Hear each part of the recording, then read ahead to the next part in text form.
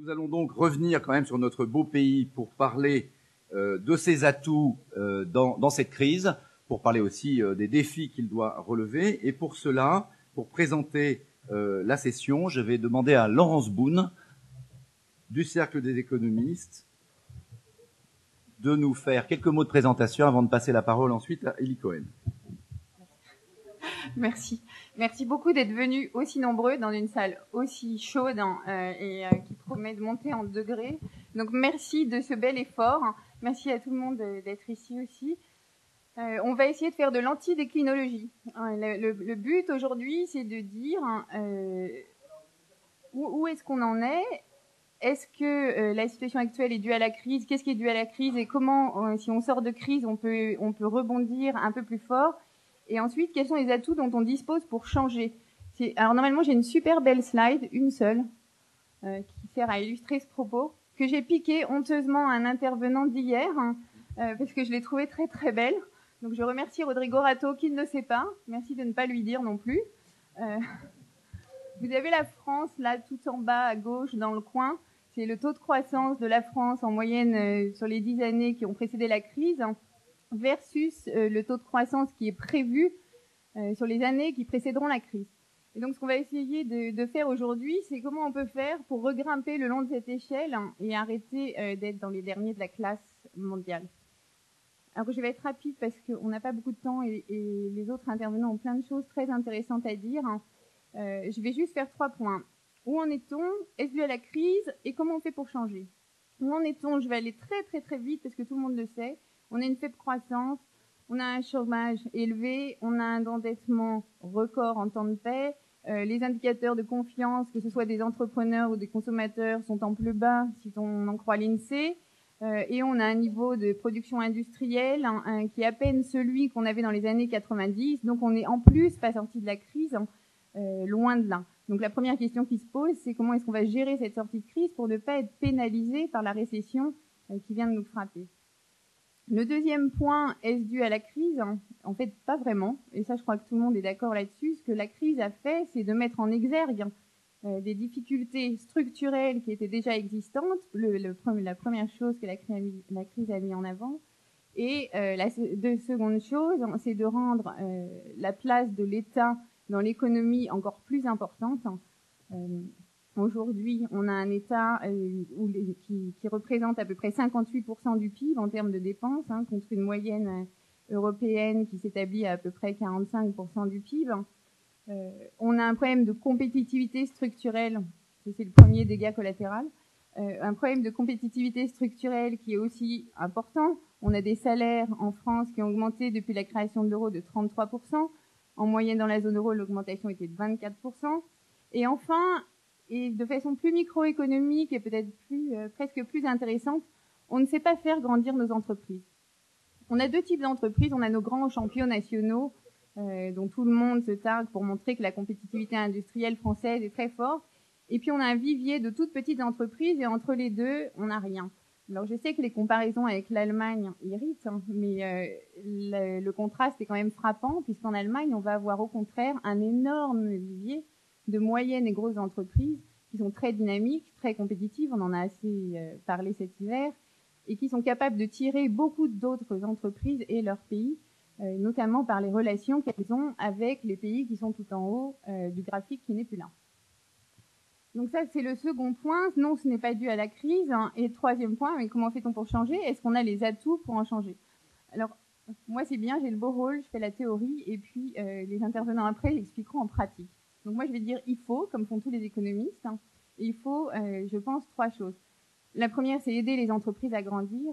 Et la seconde, c'est exploiter tout le capital humain formidable qu'on a en France et qui n'est exploité qu'au tiers ou qu'à la moitié. Et la troisième, c'est de nouveau un peu plus microéconomique, identifier les secteurs où il y a de la croissance. On a beaucoup parlé de vert, mais on peut aussi parler de l'économie des seniors, puisque la démographie fait qu'ils vont occuper une place de plus en plus importante chez nous. Sur le premier point, aider les entreprises à grandir et se développer à l'extérieur. Je vais juste vous donner quelques chiffres. En France, on a 4 fois plus de capital risqueur que partout en Europe continentale. Et pourtant, les entreprises meurent 7 fois plus vite qu'aux États-Unis et beaucoup plus vite qu'en Israël. ces entreprises ne se développent pas. Elles ne dépassent jamais le cap des 50 salariés. Pourquoi? Pour 2 raisons principales. La première, c'est un problème de financement. On fait du financement bancaire en général pour ces entreprises et il n'est pas adapté. On fait du financement sur les marchés pour les grandes et puis sur les moyennes, on ne sait pas faire. On n'a pas de fonds de private equity suffisamment importants pour aller investir en capital et aider au développement de ces entreprises. On a un acteur public dont Patricia nous parlera, mais finalement dans le privé, on n'en a pas beaucoup. Ça, c'est une première piste. La seconde piste aussi, c'est qu'on a probablement un marché du travail qui n'est pas assez agile dans le sens où il permet une mobilité très rapide des gens dans un contexte assez sécuritaire et il ne permet pas cette mobilité très rapide des gens, notamment à cause du déficit de formation et d'utilisation du capital existant. En gros, si on est un homme ou une femme entre 25 et 45 ans qualifié, on a 0 problème sur le marché du travail.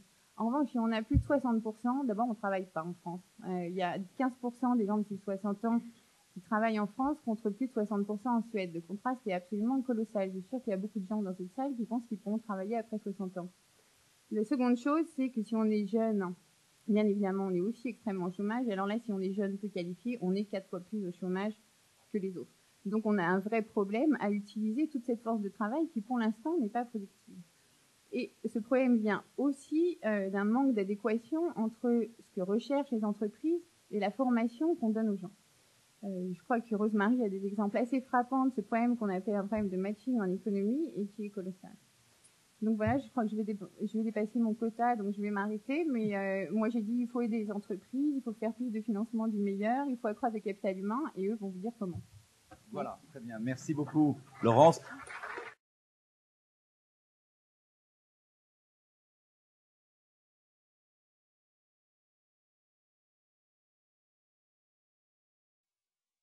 Un autre économiste maintenant, Eli Cohen, qui est chercheur au CNRS, vous allez nous brosser le cadrage macroéconomique des facteurs de la croissance. Est-ce qu'on est condamné à cette croissance de 1% dont on parle depuis le début du week-end, ou est-ce qu'on peut trouver un moyen de relever notre croissance potentielle? 7-8 minutes. Merci. D'accord. Je m'arrêterai quand vous m'interromprez. Merci. Donc, je crois que, avant de répondre à la question, je crois d'abord qu'il faut comprendre le moment présent. La crise, ça détruit du capital matériel, ça dégrade du capital humain, ça ralentit les investissements et la recherche et développement, ça tue des entreprises agonisantes, mais ça tue aussi des entreprises naissantes en plein envol. Donc ça a tous ces effets. Et la vraie question est de savoir si cet effet de destruction est durable ou si c'est simplement un choc qui peut se résorber. Donc en fait, la première question à laquelle il faut répondre, c'est celle-là. Est-ce qu'à la faveur de la crise, si j'ose dire, on a descendu une marche d'escalier qu'on va récupérer ou qu'on ne va pas récupérer? Et est-ce qu'en plus d'avoir descendu cette marche d'escalier, tendanciellement, notre croissance va baisser ou est-ce qu'elle va retrouver le niveau qui existait avant la crise? Et c'est au fond autour de ces deux questions qu'il faut d'abord réfléchir. Alors, et d'ailleurs, quand vous combinez ces deux questions, vous avez 3 scénarios. Un premier scénario dans lequel vous descendez la marche d'escalier, mais vous récupérez après. Donc il y a un rattrapage possible. Et au fond, ça, c'était le modèle que le gouvernement avait en tête quand il disait qu'en sortant de la crise, on allait retrouver tendance, enfin sur les prochaines années, 2,6% de croissance, qui sont des niveaux qu'on n'a pas atteints depuis très longtemps. Donc clairement, il avait dans l'idée que le choc, une fois encaissé, on allait rattraper. Ça, c'est un premier scénario. Un deuxième scénario, c'est on descend la marge d'escalier, on ne récupère jamais la marge d'escalier, mais on récupère la tendance de croissance. Et ça veut dire, par exemple, qu'en 2009, on a perdu 4,5 points de croissance par rapport à la tendance. On les a perdus définitivement. Et si on fait le total sur les 3 années, on a perdu probablement 6 à 6,5% de croissance. On ne les récupérera pas. Mais par contre, on peut retrouver la tendance de croissance pré-crise, qui était un taux de croissance moyen d'1,8%. Et puis le troisième scénario, le pire, c'est le scénario où on descend la marge d'escalier et où la tendance à long terme s'infléchit négativement. Alors il y a eu des tas d'études qui ont été faites par le Fonds monétaire international, l'OCDE, la Banque centrale française. Et il y a eu plusieurs études qui ont été faites et ce qui est très intéressant, c'est qu'on retrouve chaque fois ces 3 scénarios.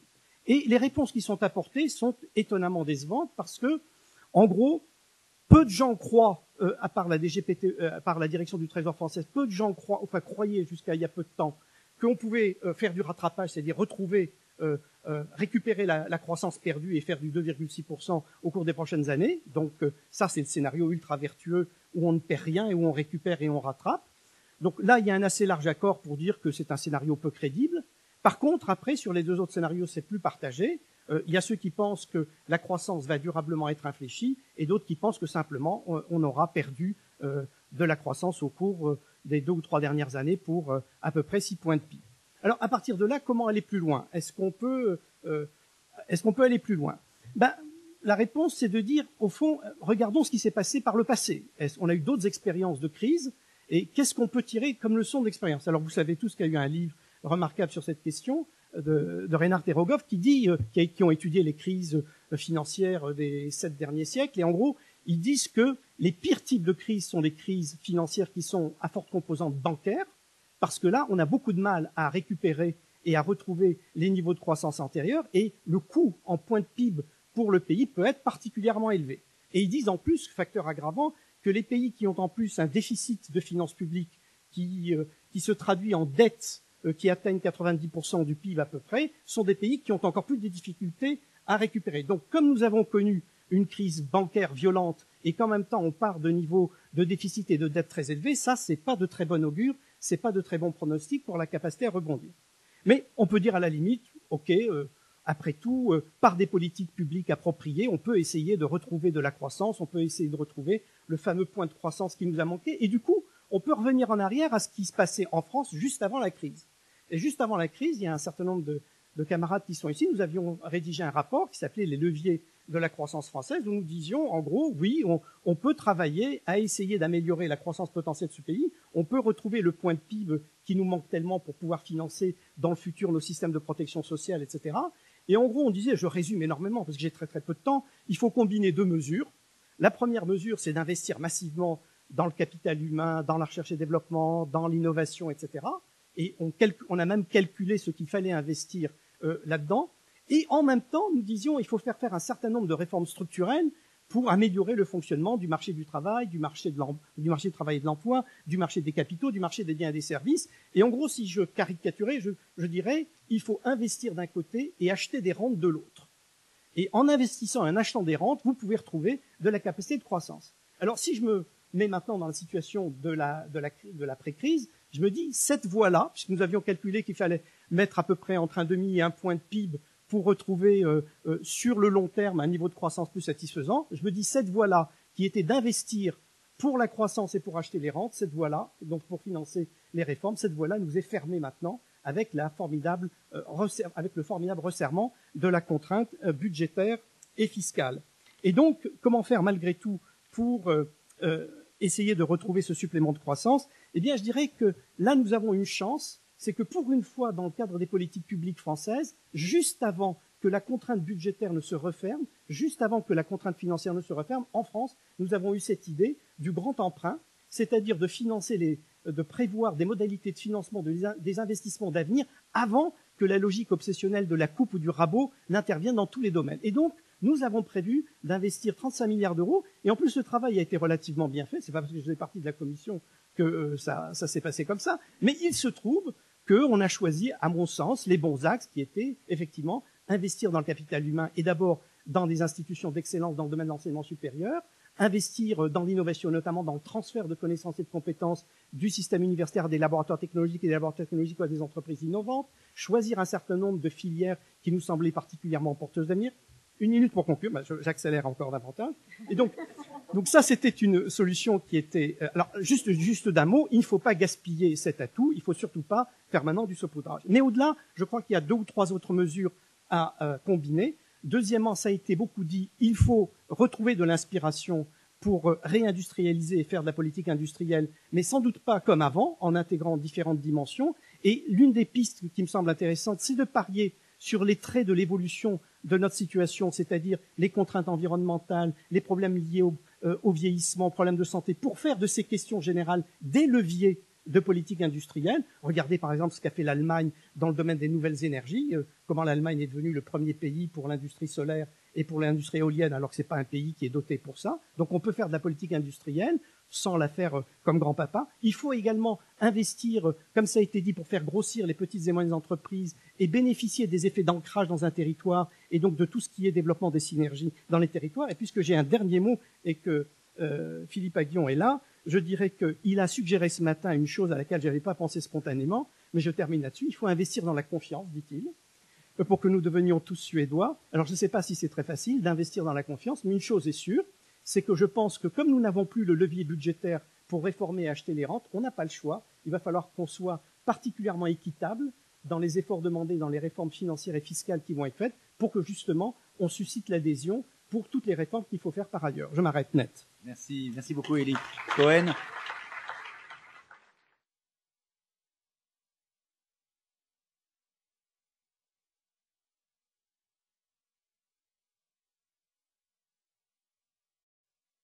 On va entendre donc Martine Durand, qui est spécialiste de l'emploi à l'OCDE depuis de très longues années, et qui va nous brosser, pareil, en 6 minutes à peu près, même un peu. Normalement, c'est uniquement Élie Cohen qui a un petit bonus. Donc, en 6 minutes, si vous pouvez, et je lance le chronomètre, nous expliquer le potentiel en matière d'emploi au moment où le chômage, évidemment, on sort de la crise avec un taux de chômage massif. J'ai de la chance de passer à la deuxième. Je plains mes successeurs. Alors, vous, donc, je vais me concentrer sur la question de l'emploi, puisque c'est ce qu'on m'a demandé de faire.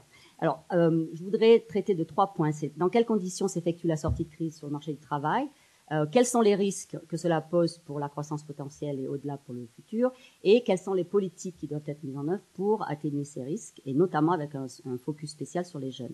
Mais en propos liminaire, je voudrais dire une chose pour cadrer les choses, c'est que citer un résultat très important des études que nous avons conduites à l'OCDE sur la question du chômage. Évidemment, une augmentation du chômage, même élevée, si elle est de courte durée, n'a pas un problème majeur, ne représente pas un problème majeur pour la croissance de long terme, même si évidemment au niveau individuel, c'est toujours un problème d'être au chômage. En revanche, un passage par le chômage qui persiste, au-delà d'1 an ou de 18 mois pour une personne, a des conséquences très importantes et qui peuvent être presque irréversible pour certaines populations, en particulier sur ses capacités de réintégrer le marché du travail. Je pense que ça, c'est quelque chose qu'il faut garder à l'esprit. Alors, où est-ce qu'on se situe en sortie de crise? À quoi assiste-t-on actuellement?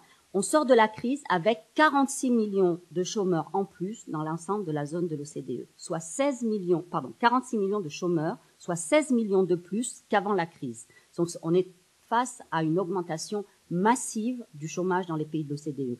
6,8 millions en Europe, 600 000 chômeurs de plus en France. Donc, mais au-delà de la question du chômage, il y a aussi beaucoup de personnes qui ont basculé dans l'inactivité, c'est-à-dire qu'ils ne recherchent même plus un emploi, ils ont baissé les bras, et c'est surtout le cas des jeunes, des seniors et des plus qualifiés. Qu'est-ce que ça représente en termes de risques? Un des risques majeurs, au vu de ce que j'ai dit précédemment, c'est que la crise actuelle ne condamne des personnes à un chômage de longue durée et donc à une exclusion prolongée du marché du travail. Ainsi, le fait que 25% des jeunes actuellement soient au chômage en France contre 19% dans l'OCDE devrait être un sujet de préoccupation majeure. De la même façon, est absolument préoccupant le fait que, selon nos estimations, la crise ait conduit à une baisse en moyenne d'1,5 point de pourcentage des taux d'activité, notamment chez les jeunes et chez les seniors. Enfin, est particulièrement préoccupant le fait qu'en Europe, et en France en particulier, les expériences passées montrent qu'après une crise profonde, le chômage met en moyenne de 7 à 10 ans à retrouver son niveau d'avant-crise. On voit donc qu'au total, cette situation de sortie de crise présente un risque important pour la croissance potentielle des pays de l'OCDE, mais de la France en particulier, et nos estimations qui valent ce qu'elles valent montrent qu'on mise pour l'instant sur une croissance potentielle en France dans les 3-4 années à venir à 1,2-1,3%. Patrick Artus tout à l'heure disait 1%. On voit bien que ça a une conséquence très importante sur notre potentiel de croissance pour l'avenir, et nos études montrent que la moitié de cette baisse, un tiers à la moitié de cette baisse, est due à une augmentation du chômage structurel. Donc, un chômage durablement élevé et une baisse tendancielle des taux d'activité pourrait évidemment mettre en danger le système de protection sociale. Je rappelle pour mémoire que les scénarios du corps en matière de financement des retraites s'appuient sur des hypothèses de chômage de 4,5% pour certains scénarios, 7% pour d'autres, qui sont bien entendu très en deçà des taux actuels et des taux que nous prévoyons pour le court terme et même pour le moyen terme, et que donc, même avec des taux de 4,5 à 7%, ça ne suffit pas, loin de là, à assurer le financement des régimes des retraites, et ça a des effets importants pour les finances publiques. Donc, d'autre part, des taux d'activité en baisse, surtout pour les seniors, viendraient ajouter, si j'ose dire, s'ajouter à une situation déjà particulièrement défavorable en France, et plus en France qu'ailleurs, je n'ai pas à répéter ici que les hommes en France quittent le marché du travail à 50,7 ans en moyenne en France comparé à 63 ans et demi dans les pays de l'OCDE, et que le temps passé à la retraite est de 24 ans pour un homme en moyenne en France contre 18 ans dans les pays de l'OCDE. Donc on voit des taux d'activité particulièrement faibles. Alors j'en viens à mon dernier point, quelle politique? Alors il y a quand même des éléments de satisfaction, le tableau n'est pas complètement noir. Les mesures qui ont été prises pendant la crise, elles sont sans doute susceptibles d'atténuer le risque de chômage de longue durée. En particulier, l'accès au chômage partiel a joué un rôle important pour préserver des emplois pendant la crise, même si ces mesures ont surtout bénéficié aux travailleurs en CDI, renforçant ainsi la segmentation du marché du travail. Et l'augmentation du niveau de la durée des allocations chômage a aussi permis de donner plus de temps aux personnes pour retrouver un emploi. Enfin, le renforcement de Pôle emploi, et j'insiste là-dessus, a aussi permis de mettre en œuvre des politiques actives du marché du travail, ce qui est très important. Alors, au moment où les questions de rigueur budgétaire, ce que l'OCDE préconise, et quelquefois c'est jugé comme très révolutionnaire pour l'OCDE, c'est qu'il est important de ne pas couper dans les dépenses consacrées aux programmes actifs d'aide aux personnes qui ont le plus grand risque de devenir chômeurs de longue durée ou de s'éloigner durablement dans le marché du travail. Et puis, on peut aussi noter avec satisfaction que la France n'a pas commis les mêmes erreurs que dans les années 80. Elle n'a pas eu, par exemple, recours massivement aux pré-retraites publiques, ce qui avait été le cas auparavant. Mais les mesures, me semble-t-il, dans le court terme essentielles qu'il faut prendre tout de suite, c'est de s'attaquer à ce problème chronique de chômage des jeunes et de difficultés qu'ont les jeunes à s'insérer sur le marché du travail. La première chose, c'est évidemment d'éviter que les jeunes sortent du système scolaire sans qualification. Et pour ceux pour lesquels c'est le cas, il est absolument crucial d'offrir une seconde chance à la qualification. À l'OCDE, nous appelons ces jeunes les laissés pour compte du système scolaire. L'une des mesures, évidemment, les plus pertinentes, c'est d'essayer de développer les contrats d'apprentissage, de professionnalisation. Ça a été le cas, en particulier avec les subventions zéro charge en faveur des jeunes. Mais ce que je voudrais dire pour les contrats en alternance, mais là, je voudrais citer 2 chiffres. C'est que le taux d'accès en France à la formation professionnelle des 20-29 ans, c'est-à-dire les jeunes qui sont déjà dans un emploi, ce taux d'accès à la formation professionnelle est 3 fois plus élevé pour les diplômés du supérieur qu'il ne l'est pour les non-diplômés. Donc, toute subvention à l'alternance, à l'apprentissage, ce que nous préconisons, c'est qu'il soit concentré sur les faiblement diplômés et non pas qu'il ne bénéficie à ceux qui sont déjà diplômés, et en particulier aux diplômés du supérieur. Voilà. Et là, je voudrais terminer sur le dernier chiffre, c'est que la part des jeunes qui sont non qualifiés en contrat de professionnalisation est inférieure à 10%. Donc, encore une fois, ce sont les plus qualifiés qui en bénéficient. Et je voudrais terminer sur une chose, c'est qu'il ne s'agit pas seulement des peu qualifiés, il y a aussi en France un problème majeur d'insertion des jeunes qui sortent de l'université. Je ne parle pas des grandes écoles, je parle des jeunes qui sortent de l'université. On voit qu'en France, ceux-ci ont une difficulté beaucoup plus importante qu'ailleurs à s'insérer durablement sur le marché du travail, qu'ils transitent entre l'inactivité, le non-emploi, le chômage, les CDD, etc., avant de se stabiliser, et que c'est un problème qu'il faudra traiter, et qui était évident avant la crise, évidemment, comme l'a très bien dit Laurence, mais qui s'est renforcé avec la crise. Sinon, il y a évidemment le risque d'une génération sacrifiée, ces gens qui ont raté le coche et qui ne se réinséreront pas une fois la reprise là. Merci beaucoup, Martine.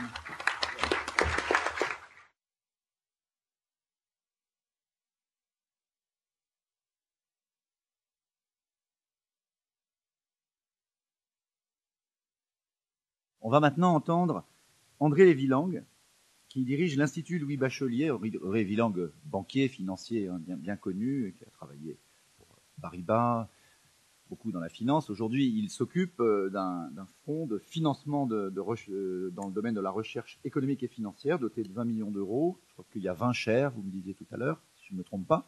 Et donc, vous allez nous parler de ce qu'il faut faire en matière de capital humain, en matière d'enseignement supérieur, de recherche. Comment est-ce que la France peut, dans ce domaine, rattraper son retard, notamment par le biais des réformes en cours qui vont aller chercher des financements dans le privé. À vous la parole pour 6 minutes. Merci. Par prudence, je commencerai par ma conclusion, de manière à pouvoir la dire. C'est une bonne technique. Tranquillement. Ma conclusion est la suivante. Il y a d'énormes besoins d'investissement pour la croissance en France, besoins pour le capital humain, pour les entreprises. On a été très loin déjà depuis quelques années dans le domaine du financement public, à la fois financement direct et fiscalité. Disons, on a fait une bonne moitié du chemin qu'il faudrait faire, ce qui est bien. Mais on sera tenu, bien entendu, par les contraintes budgétaires. Il faut donc mobiliser les financements privés. C'est fondamental. Et heureusement, l'argent est là. Heureusement, nous avons en France beaucoup d'épargne. Il y a de l'épargne dans le monde qui cherche des emplois rentables. Donc, mobiliser les capitaux privés, c'est possible. Et pour cela, tout simplement, augmenter la rentabilité de l'investissement. Le fameux proverbe chinois, c'est moi qui fais ça? Parlez peut-être trop près du micro, je crois. C'est pas nécessaire, ça. Le fameux proverbe chinois, si tu donnes un poisson à un homme, il mangera un jour. Apprends-lui à pêcher, il mangera toute sa vie. L'enseignement supérieur est un élément fondamental et on ne sait pas assez qu'en France, nous dépensons beaucoup moins par étudiant en moyenne que beaucoup de pays développés. Nous sommes dans la petite moyenne de l'OCDE et nous dépensons en gros plus de 2 fois moins par étudiant du supérieur qu'aux États-Unis, par exemple. En gros, je crois 10 000 euros par an à peu près, contre plus de 25 000 aux États-Unis. Autre élément important, cette dépense, elle est aux États-Unis pour moitié faite par le privé, par les étudiants eux-mêmes et par les fondations qui alimentent les universités dans le cadre du mécénat. En France, bien entendu, c'est essentiellement public. Donc, mobiliser les financements privés, cela suppose d'abord, les outils existent. Les outils existent. Nous avons aujourd'hui en France la fiscalité, une des meilleures fiscalités du monde. Les fondations ont été créées dans beaucoup d'endroits. Philippe soulignait à l'instant que nous en avons créé nous-mêmes dans le cadre du pôle de compétitivité, finance, innovation, qui a trouvé de l'argent. Mais ce n'est pas à l'échelle des besoins. Les besoins sont considérables. Et c'est clair que là, il y a d'abord une distorsion énorme entre secteurs. Il y a, comme chacun sait, une dépense moyenne par étudiant beaucoup plus importante dans les grandes écoles que dans les universités. Et il y a un besoin de mobilisation des finances privées, et d'abord celle des étudiants eux-mêmes. C'est une vache sacrée qu'il faudra un peu bousculer, qu'on commence à bousculer, qui consiste à dire que le meilleur investissement que quelqu'un puisse faire aujourd'hui, c'est son éducation. Les statistiques sur le chômage le démontrent amplement. Pourquoi ne pas demander aux gens qui en bénéficient d'en prendre en charge une partie? Les fondations, l'État et les fondations peuvent assurer par des bourses le fait que ce ne soit pas une mesure inégalitaire ou inéquitable. Donc, mobiliser l'argent privé dans le domaine de l'enseignement. Il y a des mesures qui ont été prises déjà aujourd'hui et qui sont très importantes et qu'il faut défendre dans le cadre des resserrements budgétaires qui arrivent. Ce qui est déjà fait, qui a été cité tout à l'heure par Eli Cohen, le grand emprunt, qui débouche sur des initiatives d'excellence qui sont en effet plutôt bien gérées, plutôt bien pilotées pour utiliser intelligemment cet argent dans les investissements à long terme pour la recherche et l'enseignement supérieur. Il y a le plan campus qui fonctionne. Pour les entreprises, il y a le crédit impôt recherche qui a dégagé des montants importants. Donc, qu'il s'agisse de la fiscalité ou des moyens financiers publics, nous avons les éléments de la croissance, nous avons les outils. Il manque la volonté, il manque la gouvernance et le système pour s'en servir. Et à cet égard, la réforme des universités, la fameuse loi Pécresse qui a soulevé tellement de poussière et de cris, est un très bon mouvement dans ce sens-là. Un mot de plus, puisque apparemment je n'ai pas encore été interrompu par le gardien de l'heure. 2 minutes. C'est presque mais trop. Vous pouvez nous en redonner. Non, j'ajoute un mot sur les entreprises quand même, parce que je ne peux pas ne pas le dire. Les Anglais viennent d'annoncer un plan de rigueur majeur. Et dans ce plan de rigueur, qui comprend augmentation des impôts, ils baissent l'impôt sur les sociétés. Ils le baissent. Pourquoi? Parce que l'investissement privé, il ira si c'est rentable. Pour que ce soit rentable, il faut que les entreprises gagnent de l'argent. Il faut accepter cette idée-là. Donc, première idée importante, augmenter la rentabilité de l'investissement. Elle est déjà considérable pour l'enseignement. Elle n'est pas tout à fait suffisante pour les entreprises, mais c'est un bon moyen pour mobiliser l'épargne tant française qu'étrangère. Dernière idée tout de même, sur les fondations. Le problème que nous avons en France, qui n'est pas prêt de disparaître, c'est que nous donnons la priorité à l'héritage sur le don. Une indication très simple. Si on prend les grandes fortunes françaises, elles donnent en moyenne, caricaturant, 10% de leur fortune à des fondations et le reste à leurs successeurs, à leurs héritiers. Aux États-Unis, c'est l'inverse, comme vous le savez. Bill Gates, Warren Buffett donnent 90% à des fondations et 10% à peine à leurs héritiers. Donc il y a un phénomène culturel français auquel on ne peut rien. Si on accepte de bousculer un peu certaines vaches sacrées, celle-là notamment, si on accepte de bousculer la vache sacrée de la gratuité ou quasi-gratuité de l'enseignement supérieur, nous avons là un potentiel à la fois de financement et de croissance considérable. Et je crois donc que, comme le thème de ces rencontres, c'est l'optimisme, je voudrais conclure cette idée optimiste que nous avons les moyens de la croissance en France pour les années qui viennent. Merci.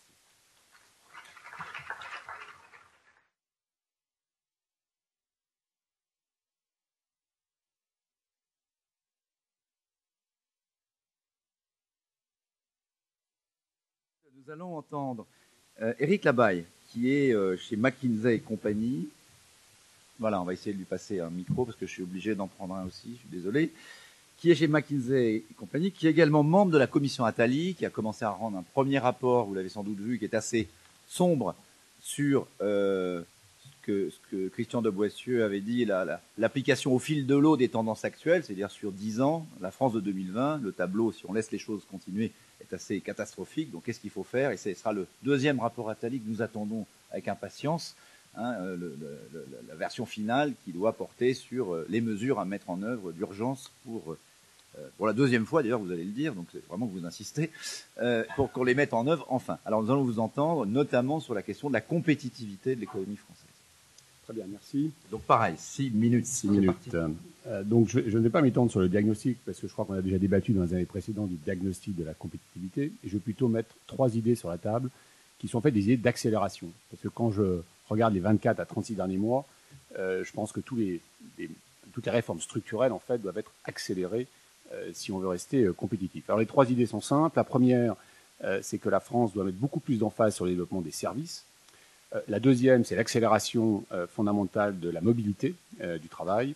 Et la troisième, c'est de lancer une réforme, ou en tout cas une révolution opérationnelle de l'État. Alors je détaille 2 minutes par idée. Donc première idée, de mettre l'emphase sur les services. Alors le rationnel est le suivant. On a fait une petite étude au McKinsey Global Institute qui regarde un petit peu les différents pays et les explications des différences de croissance.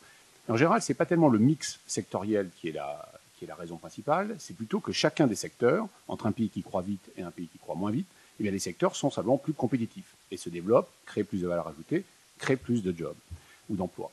Et donc l'idée ici est de dire que pour chacun des secteurs, si on prend les 100 secteurs français, est-ce qu'on a bien le bon degré d'intensité concurrentielle, le bon degré d'infrastructure et le bon degré, je dirais, d'écosystème autour de ces secteurs.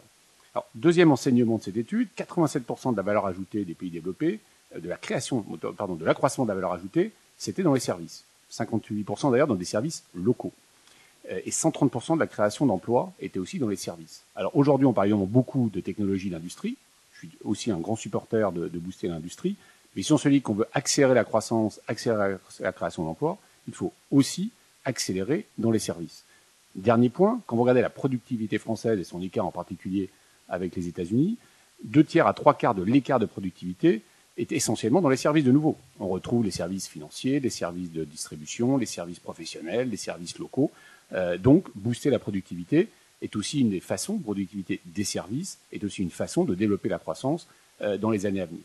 Donc, premier point, assurons-nous qu'on ait une politique, je dirais, industrielle, et au sens politique industrielle signifiant le bon environnement concurrentiel, le bon environnement de capital humain, la bonne infrastructure et le bon écosystème pour chacun des services afin de développer justement au bon niveau le potentiel qu'on a encore sous le pied dans tous les services français. Deuxième idée, l'accélération majeure, c'est la mobilité du travail. Alors moi, c'est regardons la France depuis une quinzaine d'années. Pour moi, c'est l'endroit où on a le moins avancé dans les 10 dernières années, voire même dans les 2 dernières années. Vous parliez tout à l'heure de la commission Attali, on avait pas mal de recommandations il y a 2 ans. Pas mal ont progressé. Celles qui ont le moins progressé, c'était la mobilité du travail. Et quand on regarde les exemples étrangers, on parle toujours évidemment des Scandinaves, on parle des Allemands, on parle même des gens du Sud, dans l'Europe du Sud. À chaque fois qu'il y a eu une flexibilisation du marché du travail, on a augmenté la participation, on a diminué le chômage.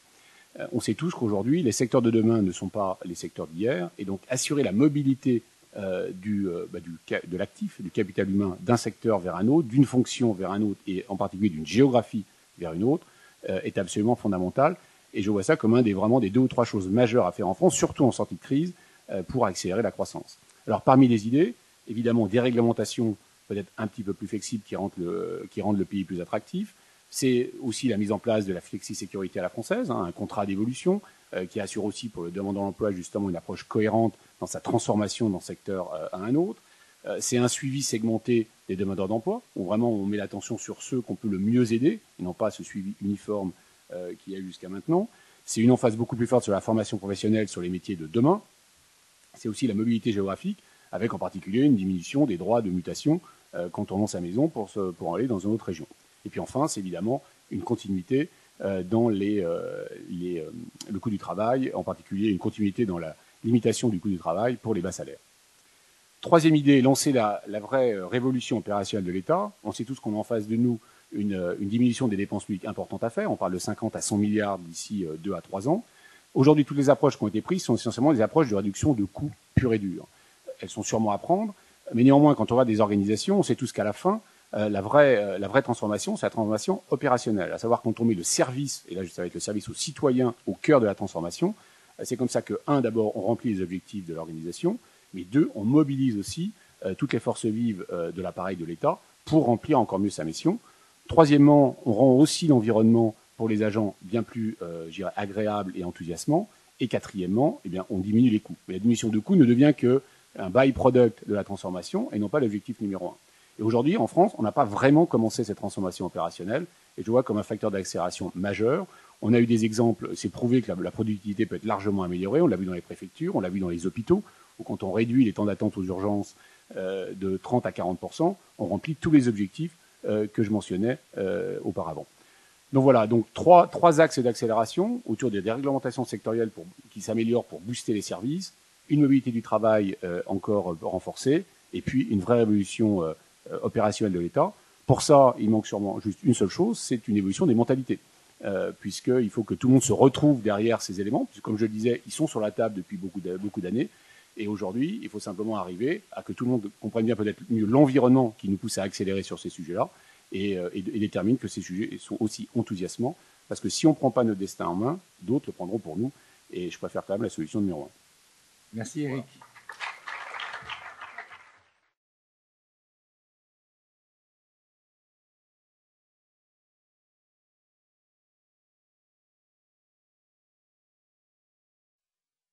Vous ne l'avez peut-être pas remarqué, mais nous sommes la table ronde, l'atelier le plus féminisé de l'ensemble des 3 journées. Donc voilà, je vais vous.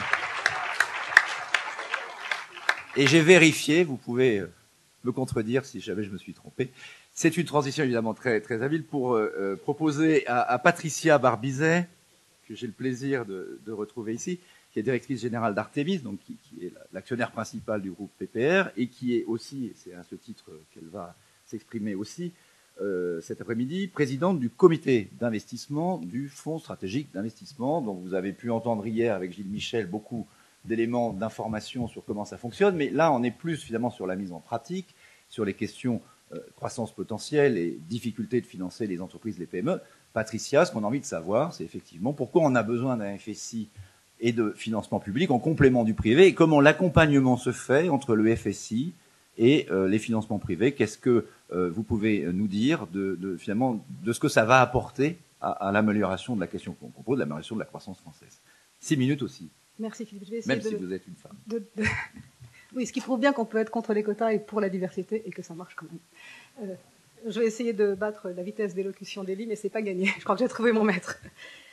Donc juste quelques remarques sur le rôle du FSI dans le financement des entreprises françaises, ou européennes d'ailleurs. André a parlé de l'investissement dans les personnes, moi j'ai parlé de l'investissement dans les entreprises. En quoi est-ce que le FSI est différent des autres fonds d'investissement de la place? Comment est-ce que ça marche? Et enfin, quels sont ses atouts pour renforcer notre compétitivité française et au fond faire de nous un moulin plutôt qu'un mur, pour reprendre la métaphore d'Henri de Castres tout à l'heure. Alors, il ne faut pas oublier que le FSI est né pendant la crise, il est né de la crise. La crise avait provoqué un effet de ciseau sur les fonds propres des entreprises, en réduisant leurs profits et même leurs bénéfices tout court, et d'autre part en tarissant, ou au moins temporairement, les sources de financement traditionnelles. La réaction de la création du FSI a donc été une réaction politique, elle a été très rapide, très immédiate, de décider d'un fonds d'investissement en capitaux propres, clairement dédié au renforcement des entreprises, pour leur permettre de survivre, mais aussi et surtout pour leur permettre de continuer à investir, et de façon à garder les hypothèses d'une croissance future. Alors, il s'est installé dans la crise, mais il a déjà, au bout de 18 mois, fait un grand nombre d'investissements.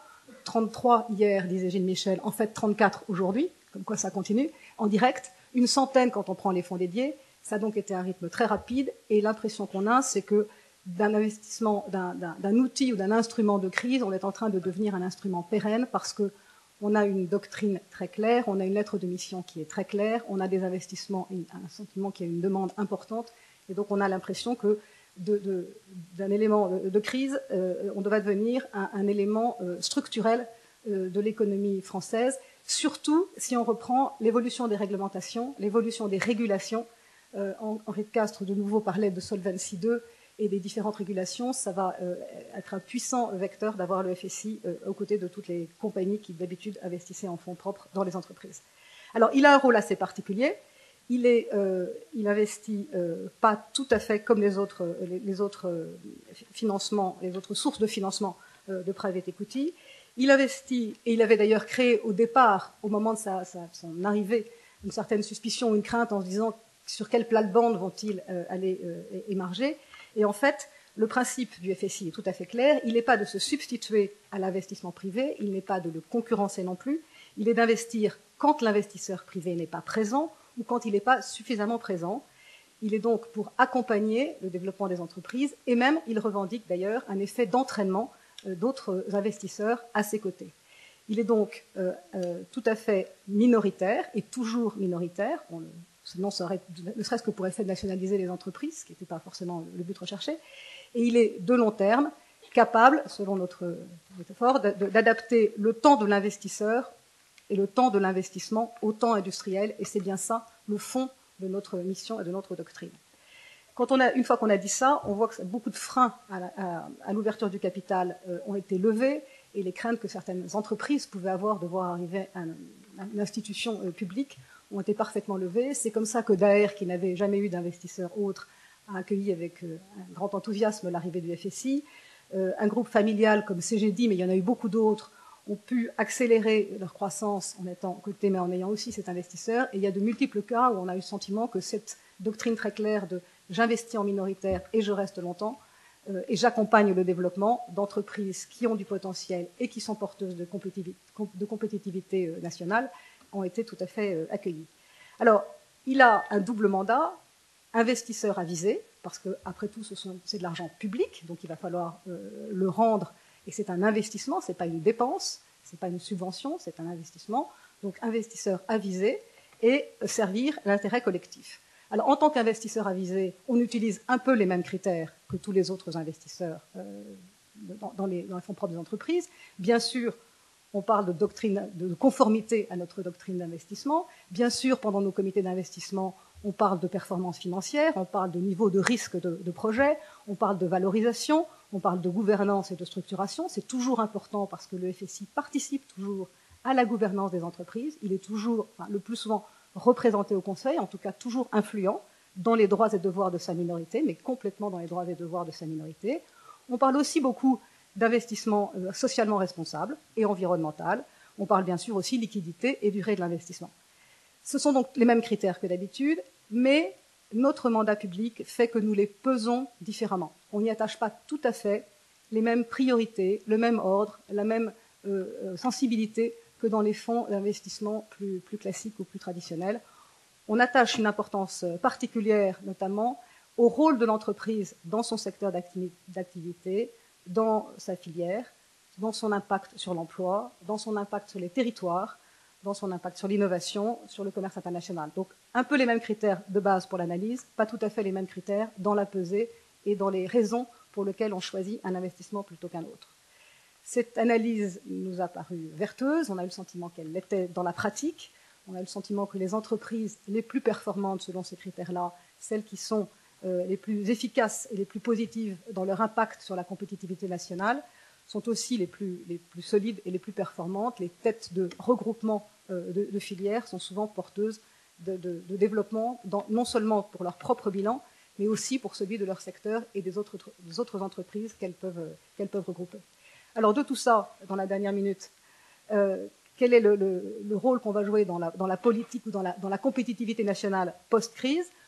Bien d'abord, on a reçu beaucoup d'entreprises en période de crise, on en sort un peu maintenant, on a un flux très important d'entreprises qui viennent nous voir, on va en chercher aussi beaucoup, il y a des investissements qu'on a faits que nous sommes allés solliciter et chercher.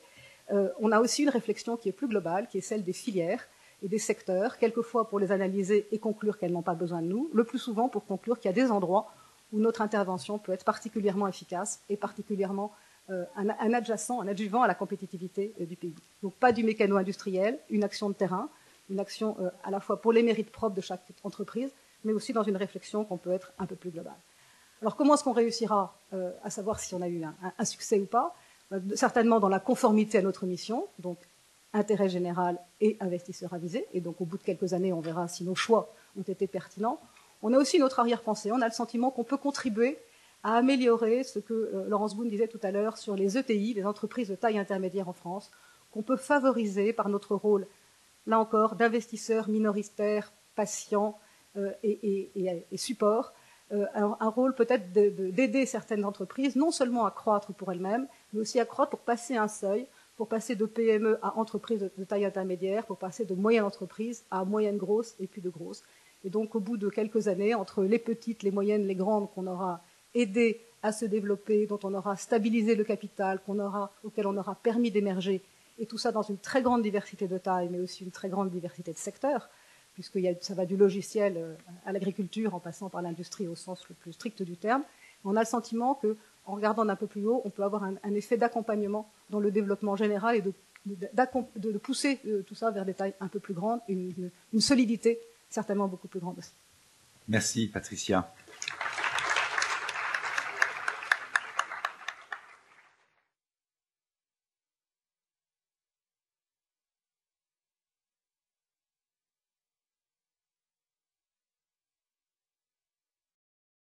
Nous allons maintenant entendre Yves Barrou. Yves Barrou, donc vous avez été un peu dans la politique entre 98 et 2000 au cabinet de Martine Aubry, en charge des affaires sociales. C'est assez vague, mais j'imagine que les 35 heures, par exemple, ne vous sont pas inconnues à cette époque-là. Voilà.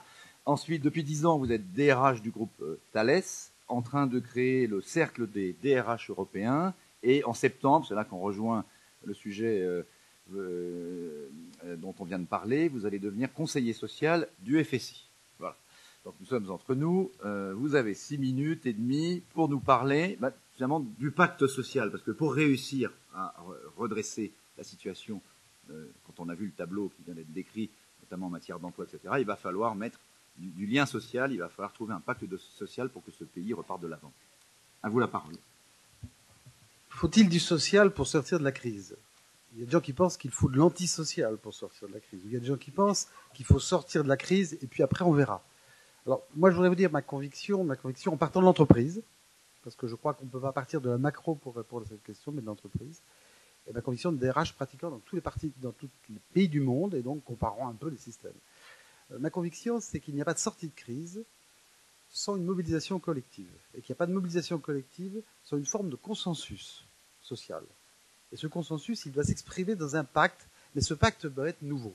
Alors on va parler de la France et de l'Europe, mais entre nous, la Chine et l'Inde, ce qui limitera leur croissance, c'est leur capacité ou non à établir ce pacte social, et ce n'est pas gagné pour eux non plus. Ils ont des contradictions sociales considérables à gérer au cours des prochaines années. D'une certaine manière, je préfère traiter le problème du pacte social européen que celui du pacte social chinois.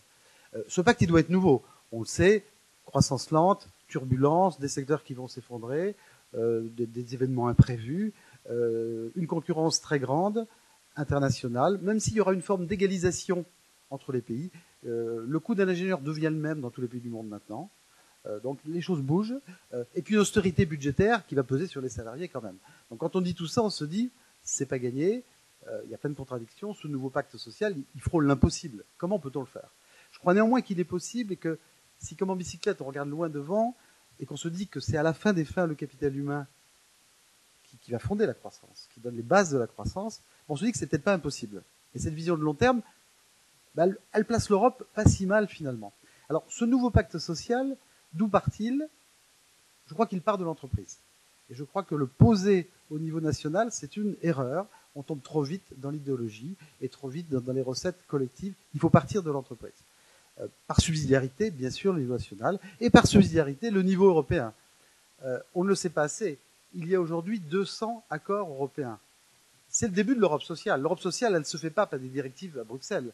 Elle se fait par les accords européens qui fondent des normes, des standards, par secteur, bien sûr. Mais néanmoins, c'est en route. Alors, ça c'est le où. Le comment. Le comment, il est évident. un pacte social, ça ne se décrète pas, ça ne s'impose pas, ça ne se décide pas par quelques-uns dans un petit bureau. On ne parle pas assez ici des acteurs. Les acteurs, c'est quand même les salariés et les organisations syndicales. C'est avec eux qu'il y aura ou qu'il n'y aura pas de pacte social. Le pacte social, il se fait donc par la négociation. Moi, je crois que la négociation, c'est la langue commune de l'Europe sociale. L'Europe est le continent le mieux armé pour la négociation. Beaucoup d'autres continents ne savent pas négocier. Ils sont dans des systèmes où on ne négocie pas. Ils vont avoir quelques années pour apprendre l'apprentissage. Alors, la culture allemande, la culture française ne sont pas les mêmes, mais si on arrivait à les mixer, l'Europe ne serait pas si mal placée que ça. Donc, le comment, c'est la négociation. Autour de quel concept? Moi, je crois qu'il y a 3 concepts sur lesquels il faut revenir. Le premier, c'est redonner sa place à l'humain dans l'entreprise. L'humain a reculé dans l'entreprise, tout le monde le sait, tout le monde le voit. De France Télécom au chinois Foxconn, c'est la même chose. C'est un malaise, c'est un désamour, et ça se traduit par un coût économique considérable. Il faut redonner sa place à l'humain dans l'entreprise. Deuxième concept, c'est l'anticipation. L'entreprise, c'est peu de choses de son avenir. Elle ne sait pas son chiffre d'affaires. Elle ne peut pas décrire l'avenir. Mais elle sait quelque chose, c'est qu'elle sait beaucoup sur les futurs métiers de l'entreprise. On sait qu'un ingénieur logiciel aujourd'hui, tous les 3 ans, il se prend sur la tête une révolution technologique. On sait que la première, ça va à peu près, la deuxième, ça dépend des gens, et la troisième, en général, il ne s'en sort pas. Ben, il faut leur dire. Il faut leur dire et que chacun puisse conduire son itinéraire professionnel en sachant comment son métier va évoluer. Et ça, c'est la responsabilité sociale de l'entreprise. Et ça, toutes les entreprises peuvent le faire. Elles partagent ce qu'elles savent. Elles peuvent se tromper. Mais on a beaucoup de choses à dire sur les métiers, et c'est ça l'anticipation. C'est pas donner son chiffre d'affaires dans 10 ans, évidemment. Et le troisième concept que je crois est important dans la période, c'est au fond accepter, et là il est contraire à notre histoire sociale, c'est accepter la réversibilité. C'est pas parce qu'on a quelque chose qui a fonctionné à un moment donné qu'on doit le garder tel quel. Il faut des accords à vivre. C'est des accords qui intègrent des mécanismes de changement. J'en donnerai des exemples tout à l'heure. Donc je crois que pour moi, c'est les 3 concepts fondateurs d'un nouveau pacte social: la reconnaissance de l'humain, l'anticipation et la réversibilité prévue et négociée, pas imposée au dernier moment, évidemment. Alors, sur quel thème? Je peux donner quelques exemples, je vais plus les lister que les développer, bien entendu. Parcourons le social, l'emploi, les salaires, la formation. Sur l'emploi, je crois que le premier objectif, c'est d'arrêter le syndrome collectif de solder tout sur l'emploi. L'emploi n'est pas la seule variable d'ajustement dans une entreprise, il y en a beaucoup d'autres. Cette espèce de réflexe, il y a un problème, je solde sur l'emploi, c'est franchement un mauvais réflexe. C'est pas partout comme ça dans le monde. Donc, arrêtez à ce réflexe de casser l'emploi. Il y a parfois d'autres solutions. Par exemple, je crois qu'il est urgent de négocier des mécanismes de chômage partiel, mais négociés, et qui sont différents sur les secteurs cycliques, sur les secteurs pas cycliques. C'est dans l'entreprise que ça doit se passer. Je ne crois pas personnellement que tous les débats sur le code du travail soient productifs de quoi que ce soit. Les DRH, en tout cas, ne demandent pas en général grand-chose là-dessus. C'est pas leur préoccupation. Je crois par contre qu'il faut arrêter de parler de la fin des pré-retraites, il faut le faire. Continuer à faire des pré-retraites en France, c'est un pur scandale. Or, beaucoup de secteurs continuent de faire des pré-retraites. Voilà pour l'emploi. Pour les salaires, il y a des sujets incontournables, mais qui sont un peu douloureux. Le premier sujet, c'est que dans les grandes entreprises françaises, le salaire moyen par tête a stagné, voire reculé au cours des dernières années. Alors, on ne s'étonnera pas qu'il y ait un peu d'énervement lors des négociations annuelles sur les salaires. La deuxième chose, c'est que l'éventail des salaires a explosé du fait de la globalisation, au point où il est parfois insupportable. Et comme c'est plus transparent, ce qui est bien, c'est connu. Troisième chose, c'est que se sont développés, et on a développé, dans un contexte de globalisation, des formes de rémunération asymétriques. On a parlé des bonus des traders, on peut parler des stock options. Moi, je considère que toute forme de rémunération asymétrique est contraire à ce principe de réversibilité qui doit s'appliquer au social comme aux rémunérations. Donc, il y a des questions lourdes à aborder. La formation. La formation, il y a beaucoup de gâchis, il y a beaucoup d'argent, et il y a beaucoup d'argent mal dépensé dans la formation. L'enjeu principal, c'est qu'il y a des nouveaux métiers. Il faut arriver à concentrer donc tout l'argent disponible sur ces nouveaux métiers. Il y a, je crois, un outil en France qui est le droit individuel à la formation, qui est très peu utilisé, très mal utilisé, parfois à la limite saboté. C'est probablement à partir de là qu'il faut bâtir pour l'orienter vers des parcours professionnels. La formation doit pas être gaspillée, ça doit être pour apprendre des nouveaux métiers quand il le faut. Donc voilà des pistes pour montrer que c'est possible, à condition d'avoir un point de vue de long terme. Encore une fois, ce nouveau pacte social, je crois qu'il est nécessaire. et qu'il n'est pas tout à fait impossible. Et je crois que l'échelon européen peut aider la France. Merci Yves Barrou. Vous voyez, ça sonne pour accueillir là. Mais je me permets juste, mais peut-être on y reviendra tout à l'heure, de vous redonner une minute. Il y a une réversibilité, je ne vous ai pas entendu prononcer, pourtant je vous avais tendu la perche, c'est les 35 heures.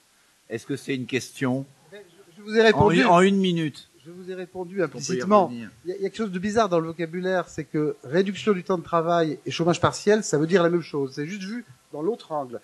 Tout le monde a observé que l'Allemagne a utilisé la variable durée du travail pendant la crise et s'en est mieux sorti du coup. Bien sûr que les formes de chômage partiel pour écrêter les récessions et des formes négociées sont utiles. Il ne faut pas avoir de dogme, il faut suivre l'évolution de l'activité. Et c'est là où il y a des accords à revoir dans un sens comme dans l'autre. D'accord, merci.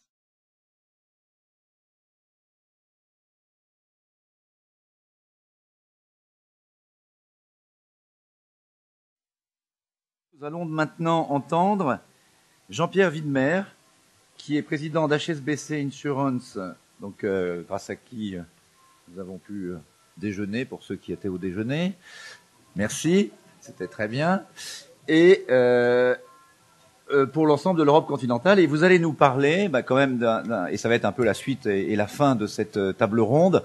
Nous allons parler des seniors, parce que vous savez qu'il y a une réforme des retraites. On va donc proposer de porter de 60 à 62 ans l'âge de la retraite. La question évidemment centrale, c'est est-ce que les gens vont travailler pendant cette période ou pas? Comment on va faire pour que les seniors, finalement, travaillant plus, augmentent le potentiel de croissance? Je vous donne la parole pour 6 minutes. Merci. Alors effectivement, lorsqu'on parle de vieillissement, généralement on utilise des termes anxiogènes. On parle de retraite, on parle de dépendance, on parle d'explosion du budget de santé, etc. Ce sur quoi je voudrais attirer votre attention, c'est qu'en fait, le vieillissement est un potentiel extraordinaire. Nous avons une ressource avec les seniors qui est insuffisamment exploitée. Alors, je ne parle pas des nouveaux horizons avec la dépendance, avec les services à la personne. L'intervenante suivante en parlera. Je voudrais parler, moi, des seniors en tant que producteurs ou coproducteurs de croissance. Pour cela, 4 exemples. Dans les relations intergénérationnelles, on connaît la présence des seniors, on sait ce qu'ils peuvent faire pour leurs enfants ou leurs petits-enfants, éventuellement pour leurs ascendants lorsqu'ils ont encore la chance de l'avoir. Mais je vous rappelle par exemple que pour la tranche d'âge 60-75 ans, 12% des revenus sont dédiés à des versements à leurs descendants. Première chose qui est importante en termes de transfert. Deuxième chose, sur l'auto-entrepreneuriat. Vous savez qu'on a un nouveau statut depuis un certain temps. Eh bien, près de 20% des auto-entrepreneurs ont plus de 60 ans. Si vous regardez ceux qui ont moins de 30 ans, ça représente seulement 16% de ce statut. Donc on voit qu'une dynamique est en train de se faire au niveau des seniors. Troisième chose, en termes de bénévolat. Il se trouve que HSBC a fait une étude, la plus grande étude mondiale sur les impacts du vieillissement. On a cherché à mesurer quelle était la valeur du travail de bénévoles dans les associations des seniors. En France, ça représente à peu près 7,5 milliards d'euros par an. Le même calcul fait pour les États-Unis aboutit à un chiffre de 15 milliards.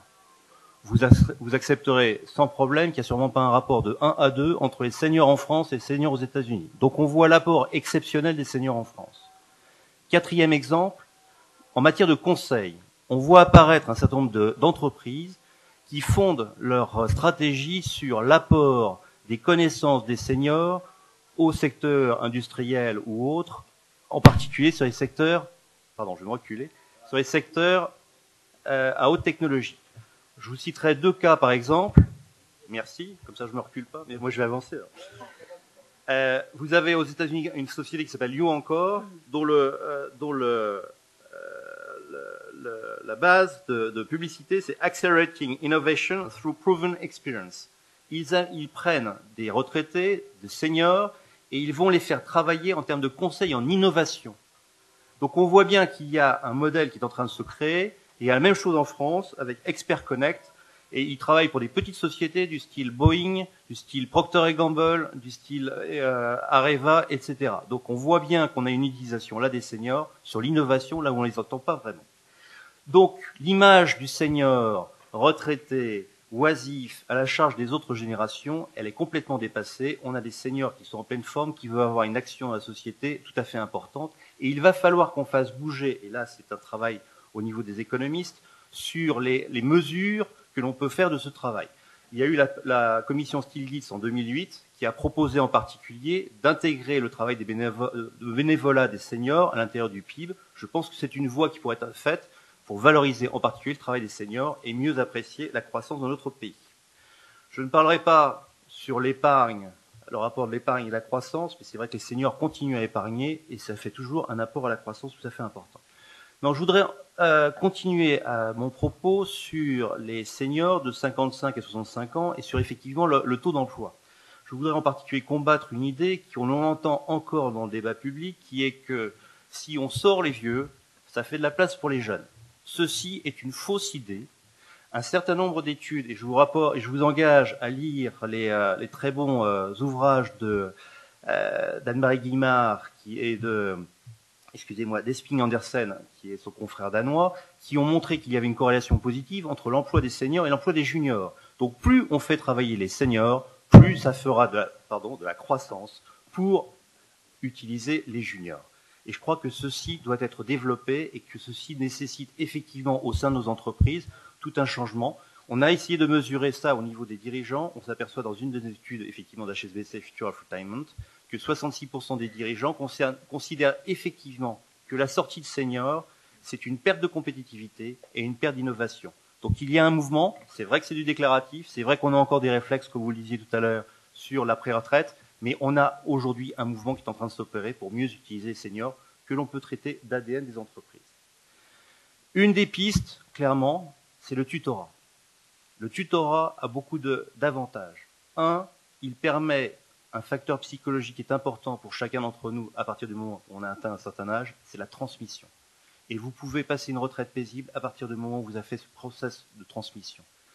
Transmission. Deuxièmement, vous avez une meilleure intégration des juniors au sein des structures et c'est extrêmement important. Troisièmement, un tutorat, ça ne se fait bien que, si ça a été préparé, on n'est pas tuteur de manière innée, ça s'apprend, donc il faut le préparer. Deuxièmement, un tutorat est acceptable et réussi à partir du moment où il est dans les deux sens. Le senior apporte son expérience, ses valeurs, le junior apporte la connaissance des nouvelles techniques et cet échange est fructueux. Je voudrais juste élargir le débat au niveau du tutorat parce qu'à l'intérieur des entreprises, on voit bien, je pense que c'est également une réponse pour nos sociétés. On parle en matière d'éducation. Je pense que nos seniors pourraient avoir un rôle extrêmement utile et un certain nombre d'initiatives sont faites, mais ça reste encore très très epsilonesque, excusez-moi le terme. On peut tout à fait utiliser les seniors et leur énergie pour avoir cette capacité vis-à-vis des juniors. Et quand je parle des juniors là, je parle des lycéens, voire des collégiens, pour leur ouvrir l'horizon, en particulier dans les secteurs défavorisés. Il est clair que si vous ouvrez l'horizon à des jeunes, vous allez avoir créé chez eux, générer chez eux un appel, éventuellement un goût pour des métiers qu'ils ne connaissent pas obligatoirement. Voilà, je veux être bref, je voulais juste montrer que les seniors sont une ressource extraordinaire qui est aujourd'hui sous-utilisée. Il nous appartient aujourd'hui de définir de nouveaux modèles économiques et surtout culturels pour faire en sorte que l'ensemble des générations puissent travailler ensemble dans un continuum délicieux. Merci.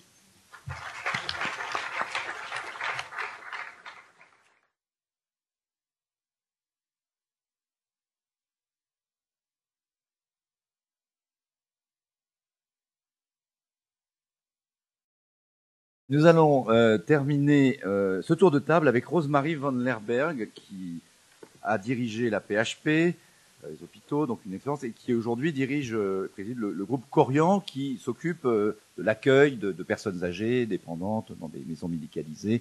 Donc c'est un secteur d'avenir.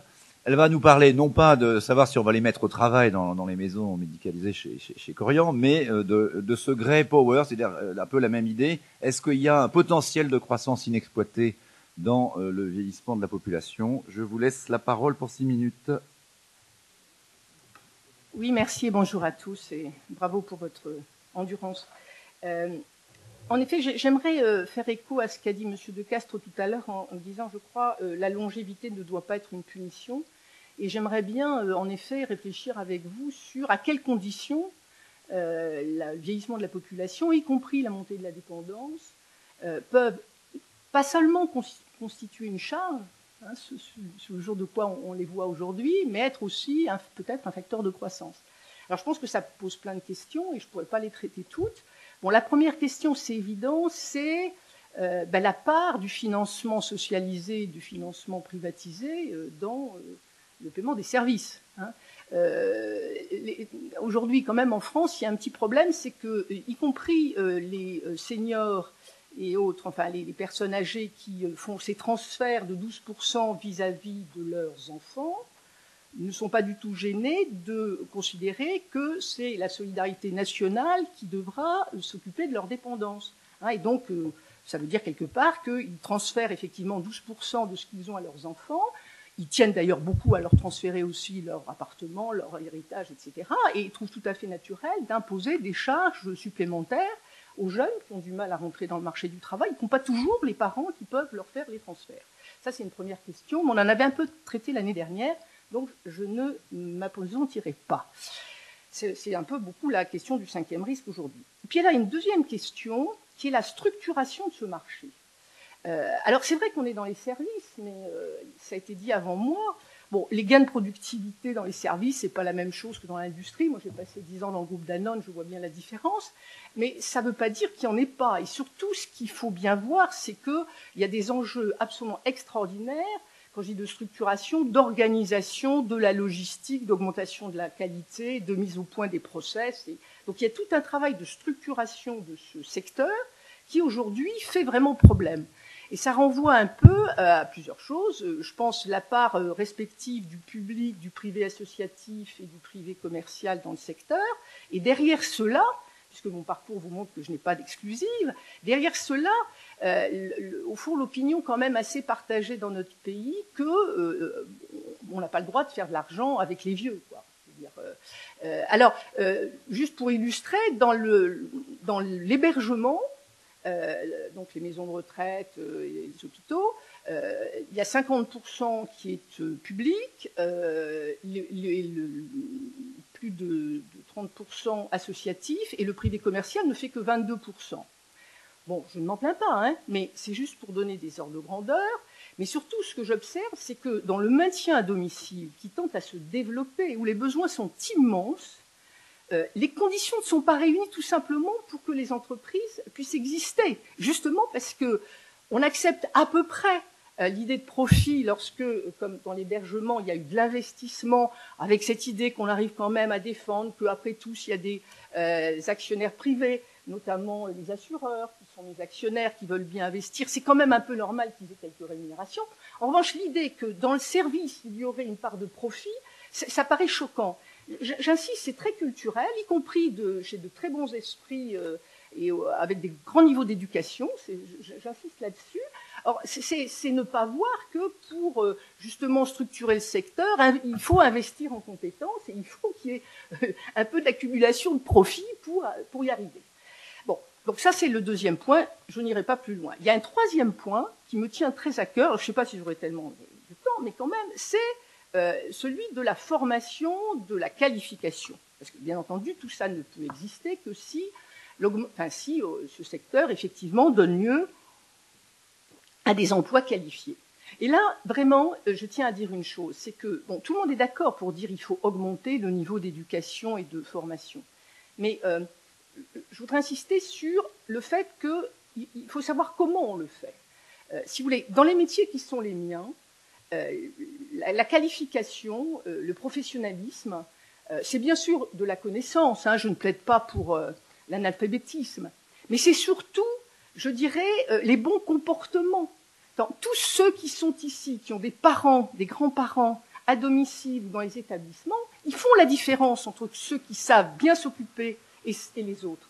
Et ça ne tient pas au niveau de connaissances, ça tient aux qualités d'empathie, de capacité de comprendre des signaux non-verbaux, notamment pour ceux atteints de la maladie d'Alzheimer, d'intégrer l'histoire de vie, d'intégrer la famille pour bâtir des projets individualisés dans lesquels on cherche à maintenir l'autonomie le plus longtemps possible, sans acharnement, et développer en permanence les capacités, qu'elles soient physiques ou intellectuelles. Donc bien sûr, ça s'apprend, c'est pas inné, ça s'apprend, mais ça s'apprend dans des formations actions, dans des formations par l'expérience professionnelle et dans des formations en situation de travail. Et c'est là qu'on a un gros problème en France que je voudrais illustrer si j'ai encore 2 minutes. Bon, par un exemple. Aujourd'hui, la figure majeure dans les maisons de retraite, c'est l'aide-soignante, hein, puisque c'est pas l'infirmière. Donc, vous voyez, vous savez même pas ce que c'est du niveau 5, c'est même pas le bac. Bien. Et aujourd'hui, les pouvoirs publics nous imposent de recruter des gens qualifiés, c'est bien normal. Et je vous dis, ce niveau n'est même pas très élevé. Or, il y a une pénurie absolument gigantesque dans ce secteur qui ne va faire que croître, public comme privé. Alors, vous me direz, c'est pas attractif. Peut-être, justement. Par ailleurs, nous observons que la qualification ne garantit pas forcément, je dirais, les compétences et encore moins l'appétence. Et donc, on a eu l'idée, avec Karima Sylvan qui est là, d'aller chercher justement des gens plus loin de l'emploi et de la qualification, de les recruter sur justement leur envie de travailler avec les personnes âgées, leur capacité d'empathie. On a, pour ça, et ça nous a fait 2 ans de travail, fait une convention avec Pôle emploi qui a sélectionné, entendez bien, 25 personnes sur 180. Ces 25 personnes ont eu 400 heures de formation par la Croix-Rouge et elles ont été employées chez nous où elles ont donné toute satisfaction. C'était des gens formidables. Eh bien, sur les 25 personnes, 8 seulement ont été reçues non pas au diplôme d'aide-soignante, à l'école d'aide-soignante. Ça veut dire que sur des métiers où on prétend qu'il n'y a pas d'attractivité, il y a, sans que vous le sachiez, moi j'ai découvert, des quotas malthusiens qui n'ont en plus aucun sens. Il y a des quotas pour les médecins et les infirmières qu'on justifie par le fait que l'offre crée la demande. Les aides-soignantes n'ont pas de rôle propre. Et donc, je conclus là-dessus, si j'ai une supplique adressée aux économistes et au cercle des économistes, c'est que lorsqu'ils parlent d'élévation, de société du savoir, d'élévation de la connaissance, on veuille bien considérer que le savoir, c'est pas seulement les connaissances, c'est aussi les compétences, j'aime pas le terme de savoir-être, mais les bons comportements, et que ce concept-là de société de la connaissance ne nous pousse pas à une course au niveau qui, de fait, exclut justement toutes les personnes dont a parlé Madame Durand. Tout le monde ne pourra pas s'intéresser aux personnes âgées, mais là-dessus, une grande partie le peuvent. Aujourd'hui, encore une fois, c'est survalorisation du diplôme, du niveau type éducation nationale, eh bien, ces personnes n'ont pas accès à ces métiers. Merci beaucoup.